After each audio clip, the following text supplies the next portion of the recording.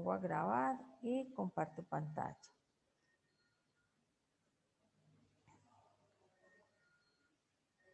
Bueno, ahí me están viendo todos. Sí, señora. Bueno, Sí, profe. vamos a iniciar con el análisis. Cuando nosotros hacemos una investigación, miramos qué tipo de, cómo vamos a saber si nuestro proyecto es bueno.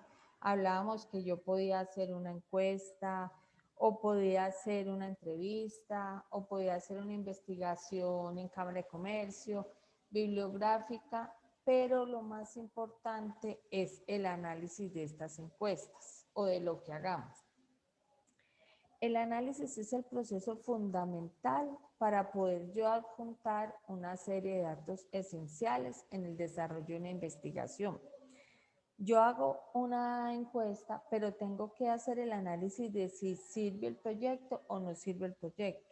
Ejemplo, yo que me gano con hacer una encuesta de satisfacción del Patacón. Si yo estoy hablando del proyecto de Luisa, de Patacón, ¿qué me gano yo con hacer una encuesta si cuando termine la encuesta no la reviso? O lo que hacen muchas empresas, montan una hoja de satisfacción, un buzón de sugerencias, las personas la diligencian, pero resulta que el buzón de sugerencias nunca es abierto. Entonces nunca saben si mi trabajo está siendo bueno. Si puedo decir, puedo tener una respuesta cuantitativa o cualitativa. Vimos que era cuantitativa y que era cualitativa. Puedo decir, a 10 personas no les gusta mi producto de 15 personas que encuestaron. Entonces estoy fallando con mi producto, ¿cierto? Entonces tengo que cambiar. De pronto el sabor no es el más óptimo, o de pronto la carne está quedando cruda, o de pronto el patacón no queda crocante. Entonces ahí es donde yo, como encargado de mi proyecto de emprendimiento, tengo que hacer un alto en el camino y cambiar mis falencias. En un análisis de investigación es toda la recolección de los datos primarios que yo hice. Yo los tengo que organizar y los tengo que evaluar para poder sacar una información útil que sea analizada por el investigador. Ejemplo, yo estoy haciendo un proyecto de investigación sobre la situación actual del desempleo en Armenia, ¿cierto? Si yo voy y le pregunto a las personas que trabajan en una empresa, que tienen un trabajo estable, qué opinan del desempleo o cómo lo ven en Armenia, me van a decir, no, desempleo no hay. Yo no puedo hablar de desempleo cuando estoy trabajando, ¿cierto? Yo no puedo decir, no, es que el desempleo está muy duro y no me está alcanzando mi dinero cuando a mí mensualmente me está pagando una empresa por mi trabajo. Entonces, aquí es donde es tan importante mirar a qué tipo de población voy a hacer yo mi investigación. Si yo voy a mirar un análisis de desempleo en Armenia, ¿para dónde me debo de ir? Si yo paso por la alcaldía de Armenia, por el CAN, y veo todas esas personas desempleadas ahí paradas, ellas son las personas que me pueden llenar a mí una encuesta, ¿cierto? Si yo voy y me meto a un colegio a llenar una encuesta de desempleo, los alumnos no me van a dar como buena opción de decir estoy o no estoy desempleado, ¿cierto? Entonces ahí es donde tengo que analizar a ciencia cierta qué es lo que estoy investigando. La investigación puede utilizar diferentes medios para poder procesar los datos. Yo lo puedo hacer en forma manual, yo puedo hacer el análisis en forma electrónica, electromecánico. ¿Qué es electromecánico? Que utilizo el computador, pero he hecho una encuesta muy mecánica, sí o no. Ejemplo, ¿a usted le gusta el helado? ¿Sí o no? ¿Qué sabor prefiere? ¿Vainilla o chocolate? No le doy a las personas opciones de ser más amplias. Entonces, o es blanco o es negro, o es rojo o es azul. Entonces, esas son prácticamente mecánicas. ¿Qué calificación tienen? O es 1 o es 2. No pasa ninguna otra calificación. ¿Sí ve? Entonces, por eso es que llama electromecánicas. Yo voy a pasar una encuesta que es muy mecánica en el momento de contestar en un computador o en una tabla. Ustedes ven, por ejemplo, el DANE. El DANE hace unas encuestas muy electromecánicas cuando usted van a la casa y le preguntan, ¿es o no es escolarizado? ¿Cuántas personas hay en la casa? Que son 5. ¿Hay o no hay ancianos? ¿Sí ven? ¿Hay o no hay niños? Ellos no le dan a usted otra opción, entonces por eso se habla de electromecánica. Electrónica es cuando todo el tiempo yo la hago en la parte, en el portátil, en el computador. Ejemplo, cuando yo me voy a hacer una encuesta directamente lo que hace con la tabla, que usted diligencia la encuesta, pero va escribiendo ahí en el iPad o en lo que lleve, es completamente electrónico. Para la recopilación de informaciones, técnicas de procesamiento y análisis de datos. Hay diferentes técnicas para yo poder analizar los datos que estoy haciendo. Se describen las diferentes operaciones a las que serán sometidos los datos o respuestas que se obtengan. Hay personas que hacen una clasificación o un registro, tabulación o codificación, si fuera el caso. ¿Cuál es la diferencia? Uno mira qué técnica va a utilizar, entonces yo digo, bueno, la técnica que yo voy a utilizar para poder evaluar mis encuestas es que voy a tabularlas y voy a codificarlas por un número. Entonces digo, todos los 1 les gusta el helado de vainilla, todos los 2 les gusta chocolate, todos los 3 no les gusta el helado, ¿cierto? Porque yo puedo encontrar también personas que no les gusta lo que yo estoy haciendo. Yo puedo ir y pararme en una encuesta y decirle a una persona, ¿a usted le gustan las comidas rápidas? La mayoría de los jóvenes me van a decir que sí, ¿cierto? Pero habrá uno que otro joven que diga que no le gusta la comida rápida. Que de pronto uno dice, no, a todo el mundo le gusta, no, hay personas que no les gusta. O yo puedo preguntarle a una persona, ¿a usted le gusta la hamburguesa de pescado? Habrá una persona que me diga, sí, a mí me gusta. Pero habrá muchas que me dicen, no, la hamburguesa es buena de pollo o es buena de carne, ¿sí ve? Entonces ahí es dependiendo del caso que yo utilice para hacer una tabulación, para analizar una encuesta. O puedo clasificar en 3 grupos. Un grupo, adultos mayores. Otro grupo, personas de 18 a 60 años. Y otro grupo, los menores de 0 a 18 años. ¿Yo para qué parto en 3 grupos una encuesta? Dependiendo de lo que yo voy a hacer. Si yo voy y le pregunto a un niño que está en un colegio o así no está en el colegio, si yo y le pregunto al niño de Kixara, a ver, ¿tú qué quieres comer? ¿Prefieres que yo te dé una chuleta de pescado, una hamburguesa o un helado? ¿Sí ve? Entonces, de pronto, si al niño no le gusta el dulce, dirá, no, la hamburguesa. O si de pronto él es criado en zonas donde hay mucho pescado, de pronto si yo hago eso en la costa, de pronto el niño va a decir, no, la chuleta de pescado, ¿cierto?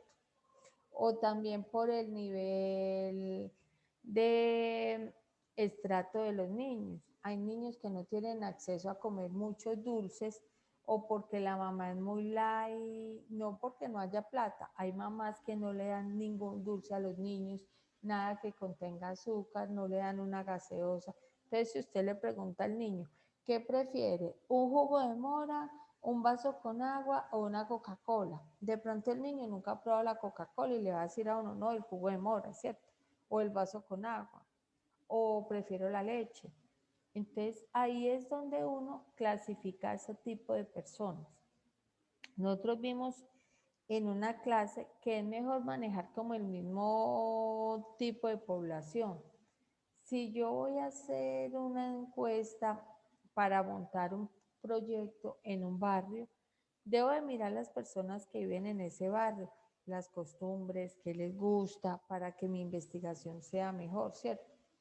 Si yo voy y monto una encuesta muy buena, pero la voy a hacer virtual, sobre el patacón que voy a vender en Calarcá y empiezo a hacerla virtual a la gente de Cuba, a la gente de Haití, a la gente del Chocó, de pronto me van a decir, no, claro, el patacón es muy bueno con pescado, ¿cierto?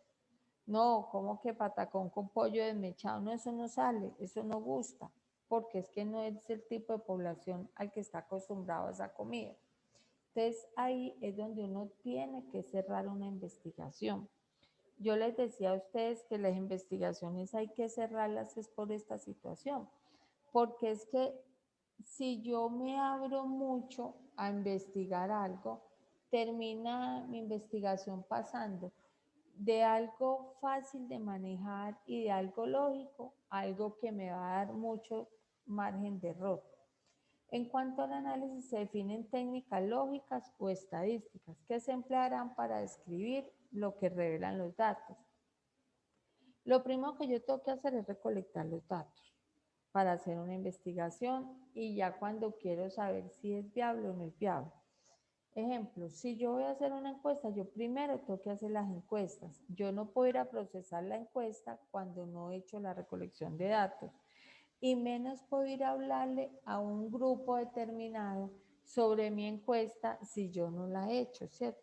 Yo no puedo ir a decir, ejemplo, cuando hay una campaña política, mire que primero a usted lo llaman, le preguntan por quién va a votar, miran el margen de votación que tienen las personas para poder salir a decir en las noticias. Va ganando por tal puntaje, va ganando por tanto número de votos tal persona. Ellos no podrían decir, vamos a hacer una encuesta para mirar qué alcalde puede ser para Armenia. Son 3 alcaldes y nosotros pensamos en el resultado que va a ganar Pepito Pérez cuando yo no me he tomado la molestia de llamar telefónicamente o de pararme en puntos estratégicos de Armenia a preguntar quién es la persona a la que quieran votar. Entonces, en eso es muy importante uno tener primero la recolección de los datos y en eso uno tiene que ser muy conservador en las cosas. Yo no puedo ir a hablar de una encuesta que voy a hacer y que va a ser un éxito cuando no he salido todavía a llenarla. Y yo no puedo llenarla por llenarla con mentiras. Hay personas que hacen una encuesta y ellos mismos la diligencian y yo no puedo pensar igual por 50 encuestas, ¿sí ve? Hay personas que se están robando a sí mismos, y digo robando a sí mismos porque hacen una encuesta muy bonita, pero entonces ellos le dicen a la familia, venga, ayúdeme a llenar esto que es para un trabajo. Es un trabajo que no va a importar, no, sí va a importar, porque yo estoy diciéndole mentiras a la empresa o al sitio donde yo lo esté haciendo. Recolección de datos o respuestas. Cuando yo ya tengo lo que voy a hacer, yo tengo que elaborar un plan para poder sacar qué procedimiento voy a hacer para reunir estos datos. Por eso se habla de que una investigación, entre más la cierre, va a ser más creíble y más certera. Si yo pienso montar un parque en la ciudad de Armenia de diversiones, pero resulta que yo quiero montar un parque de inflables que quede enseguida de la estación de servicio Oro Negro. Yo primero tengo que empezar a preguntar a las personas que queden cerca de Oro Negro, ¿cierto? De pronto van a ir más personas de Circasia que de mismo Armenia. Porque yo puedo decir, no, es que yo vivo saliendo para Tebaida y la sola atravesada a Armenia me vale media hora de tiempo y no voy a poder llegar hasta allá a hacerlo. Entonces yo ahí tengo que analizar hasta qué punto es viable o no es viable yo mandar unos encuestadores a preguntar ¿Qué opinan del parque que vamos a montar en la estación de Oro Negro en el barrio El Placer o en el barrio La Patria? No quiere decir que las personas no vayan a ir, pero tienen menos tiempo de ir que lo que puede hacer la persona que viva enseguida del parque, ¿cierto? De pronto dice uno ve los centros comerciales en Armenia. ¿Cuál es para ustedes, cuál es el centro comercial que vive más lleno? Antes y durante y ahora en la pandemia. ¿Cuál creen ustedes que es el centro comercial que más se llena? Pues Unicentro no pierde mucha clientela y el Portal. Pero más Unicentro. ¿Por qué? Porque es que Unicentro queda muy cerca del centro, ¿sí ve? Entonces hay muchas personas que salen a caminar y pegan hasta Unicentro, así no vayan a comprar nada. Pero ustedes siempre ven mucha gente en Unicentro. En Unicentro usted ve muchas personas dando vueltas y vueltas y vueltas. Y si ustedes se paran a hacer un análisis en la puerta de Unicentro 2 horas, usted ve entrar mucha gente y ve salir mucha gente sin bolsa ni nada de Unicentro. Simplemente le dan la vuelta. Si están de buenas, compran un helado o compran un pan en el Éxito, ¿sí ve? Pero mantiene muy lleno. No significa que Unicentro tenga un alto nivel de ventas. ¿Qué es lo que pasa? Que como es más central, las personas que viven en el norte y les gusta caminar pueden bajar hasta Unicentro. Las personas que viven en el centro y les gusta caminar simplemente suben 5 cuadras y están en Unicentro. Entonces de pronto por eso es que es más equidistante y es más fácil llegar a pie, llegar en carro, llegar en bus, porque hasta los buses pasan por ahí. Todo lo contrario a lo que pasa en la 14 Calima. Para usted ir a Calima, tiene que pagar taxi o tiene que irse a pie, pero la avenida Centenario es más peligrosita, ¿cierto? No es lo mismo yo caminar a las 7 de la noche por la avenida Bolívar que irme caminando para Calima a las 7 de la noche. Porque a pesar de que está ahí el comando de la policía, eso es muy solo. ¿A cuántas personas han atracado por esa zona caminando? Entonces ahí es donde uno analiza. El sitio es más estratégico, Unicentro, que lo que puede ser Calima. Y de pronto el Portal va mucha gente, pero porque el molde de comidas es más grande. Entonces las personas ven más cosas de comida en el Portal que lo que ven en Unicentro. Entonces ahí es donde uno empieza a ver cómo puede uno analizar una respuesta que quiere encontrar.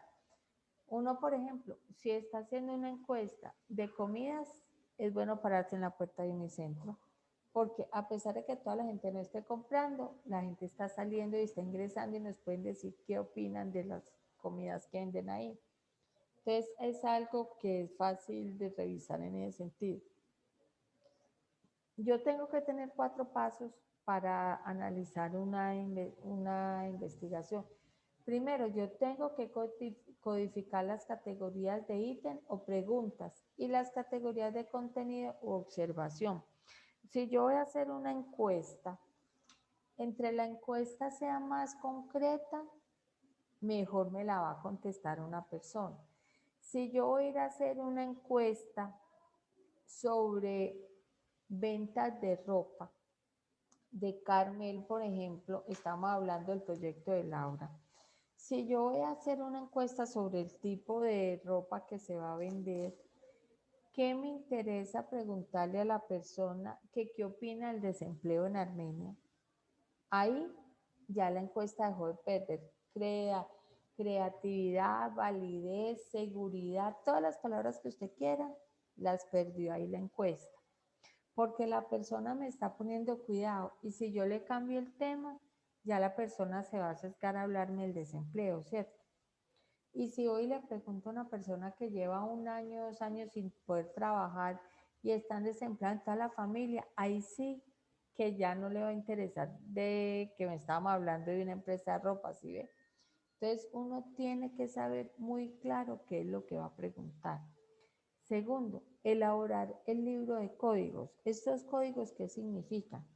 Si yo estoy haciendo unas encuestas cerradas, yo tengo que decir, cuando la voy a codificar, ejemplo, adultos, jóvenes y ancianos. Entonces, adultos 1, joven 2, anciano 3. Yo voy a codificar así. Entonces, ¿cuántos adultos me dieron? Entonces puedo decir yo, no, 50 con el 1, tengo que dicen sí. O 20 personas con el número 1, o con el A, o con el B. Y es más fácil para usted dar un informe, porque yo digo, bueno, después de analizar mi investigación, llego a la conclusión que 40 personas del grupo del A me dijeron que sí, 20 personas del B me dijeron que no, y 10 personas del C me dijeron que no les interesa. Entonces ahí yo puedo tener más claro qué es lo que voy a hacer. Paso 3. Esta codificación se debe hacer físicamente. Si yo tengo encuestas, yo las tengo que revisar. Yo tengo que tocarlas, tengo que saber de verdad qué estoy haciendo. ¿Por qué? Porque a veces el computador uno puede meter un dedo mal y no queda mal. ¿Qué pasa, por ejemplo, cuando ustedes van a votar? Mire que eso lo hacen en forma manual. Los votos los cuentan manual, con personas que estén pendientes, porque una persona puede equivocar, pero si hay 3 o 4, ya es más difícil equivocarse, ¿cierto? Yo puedo estar muy cansada digitando y puedo tener un lapso de sueño de 1 segundo, ¿cierto? 2 segundos, y puedo poner en vez de AWE. ¿Y quién me dice que yo no cometí el error? ¿Sí ven? Y el paso 4, debo de grabar y guardar los datos en un archivo. Cuando yo ya lo tengo físicamente codificado, yo tengo que hacer ahí sí un archivo y tengo que guardar una copia de seguridad. ¿Por qué? Porque si yo estoy haciendo una investigación sobre un proyecto determinado y el proyecto sale a flote y empieza a irle bien, si yo estoy trabajando en una empresa sobre un proyecto y a los 6 meses me dice el jefe, oiga, ese proyecto que hizo usted, esas encuestas fueron buenas. Yo necesito saber qué estaba pidiendo la comunidad en las encuestas, porque es que como se han aumentado los ingresos, de pronto podemos ampliar nosotros también la cobertura. Entonces yo tengo que tener claro qué fue lo que ofrecí. Procesamiento de la información. Es el proceso mediante el cual los datos individuales se agrupan y se estructuran con el propósito de responder a un objetivo, a un problema de investigación. Cuando yo estoy haciendo una investigación, ¿yo para qué me pongo a estudiar y para qué me pongo a analizar? Para que los objetivos que yo tenga se puedan cumplir, ¿cierto? Si el objetivo mío es vender más patacones, yo hago una encuesta para saber la satisfacción de las personas sobre mis patacones. Pero si a mí la encuesta me está dando completamente negativa, me está diciendo que yo nunca voy a poder cumplir mi objetivo, ¿cierto? Que tengo que cambiar mi estrategia, mi forma de pensar para que en un momento determinado ese objetivo pueda salir adelante. Hipótesis de estudio. Yo tengo con ese trabajo que yo hago de campo, es lo que me da a mí qué hipótesis, qué es lo que voy a seguir para que mis datos en la información sean significativos y yo pueda decir, vea, definitivamente yo logré algo con esta investigación. Presentación y publicación de los resultados. Los resultados siempre se deben presentar mediante una ecuación, una gráfica, una tabla. Ejemplo, sobre una torta, sobre un código de barras, sobre un gráfico, porque las personas de pronto cuando yo hago un gráfico de colores, lo pueden analizar más fácil, así no sean financieros. Pero si a mí me muestran una torta como la que tengo ahí en el ejemplo, con 3 colores, pero veo un color que sobresale a los otros 2 ejemplos. Ahí yo veo que el mostaza es como el más grande. A mí me interesaría saber ese mostaza, qué es lo que está dando, ¿cierto? De pronto las personas le entienden más a uno cuando uno lo hace gráficamente. Cronograma de actividades. Toda investigación tiene que tener un cronograma. ¿Por qué? Porque yo no puedo decir, bueno, en las encuestas me voy a demorar el tiempo que sea necesario. Entonces, si yo me demoro 2 años, me voy a hacer 2 años encuestas. No, va a terminar perdiendo interés. Cuando yo tengo claro el tema que voy a investigar, es importante que una persona elabore un cronograma de investigación. Si es mi trabajo, yo mismo lo tengo que hacer.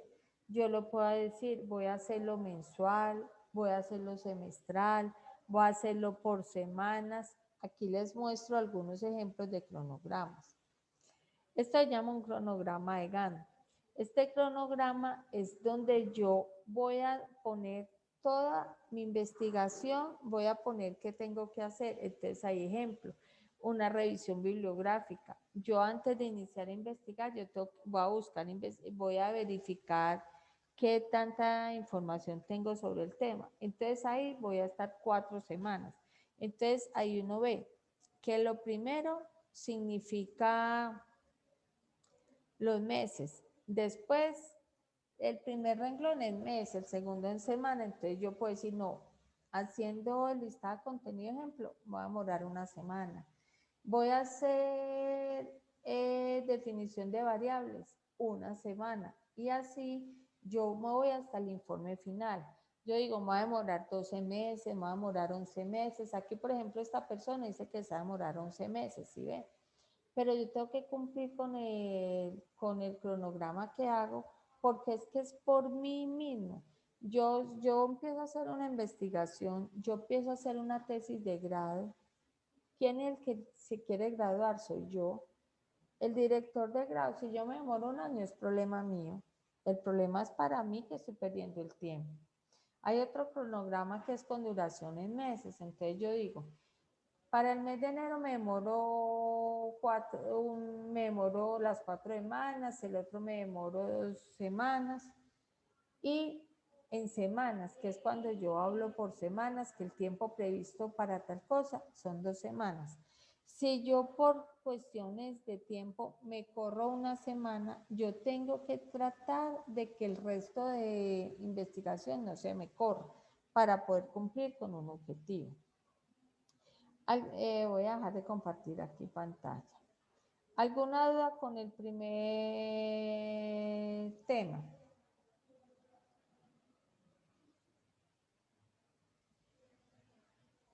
No, señora. Bueno, yo estuve mirando los trabajos que me enviaron.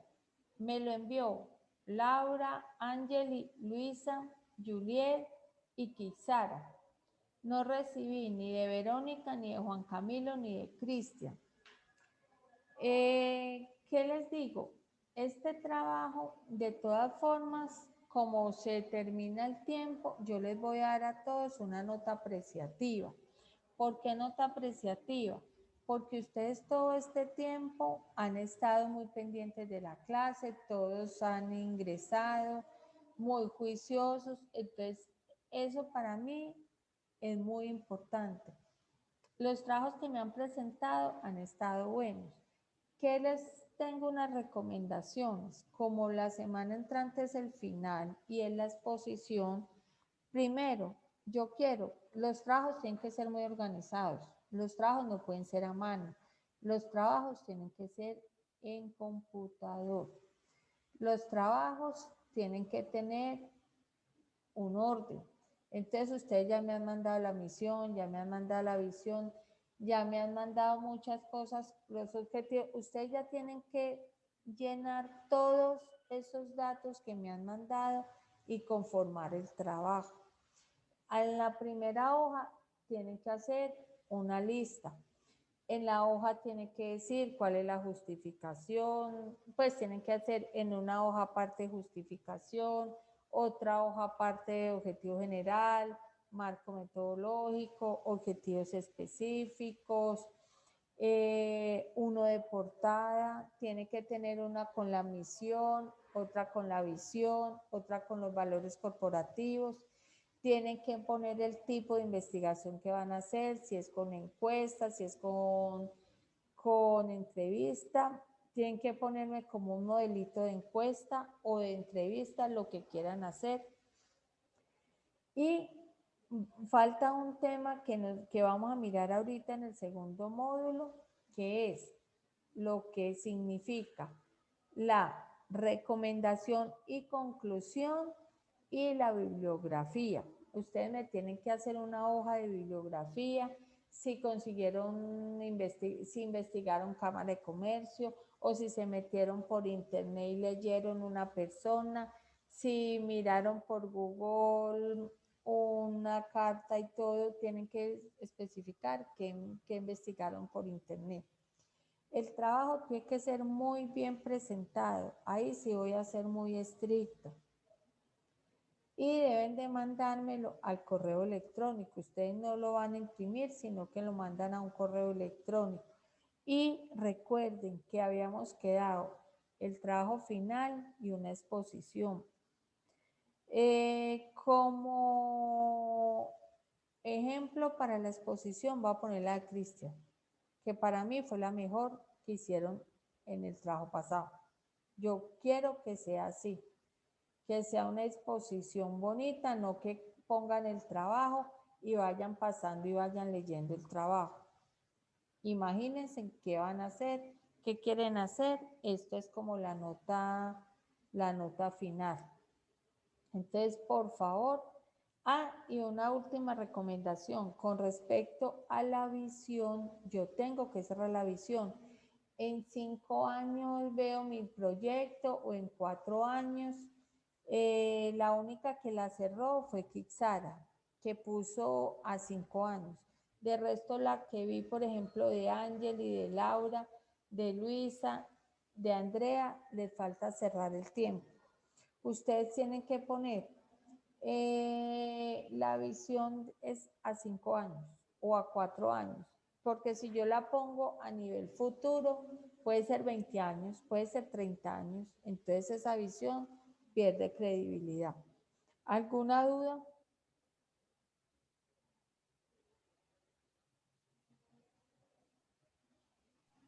No, señora. Bueno, a las 9 de la mañana nos volvemos a ver si Dios quiere, para terminar ya con el tema y ya a ustedes les queda la semana entrante. Vamos a hacer exposiciones y trabajo. Esos trabajos, por favor, me lo van enviando en el transcurso de la semana. Los recibo hasta el domingo, pues 12 de la noche. De ahí allá el lunes, pues se los recibo, pero a mí me gusta más leerlo. Si por algún motivo no alcanzan a enviarlo, pero entonces que la exposición sea muy clara, ¿sí me entienden? Y el trabajo sí lo necesito para poder calificar la nota final. Bueno, jóvenes, entonces nos vemos, si Dios quiere, a las 9 de la mañana. Muchas gracias por la atención.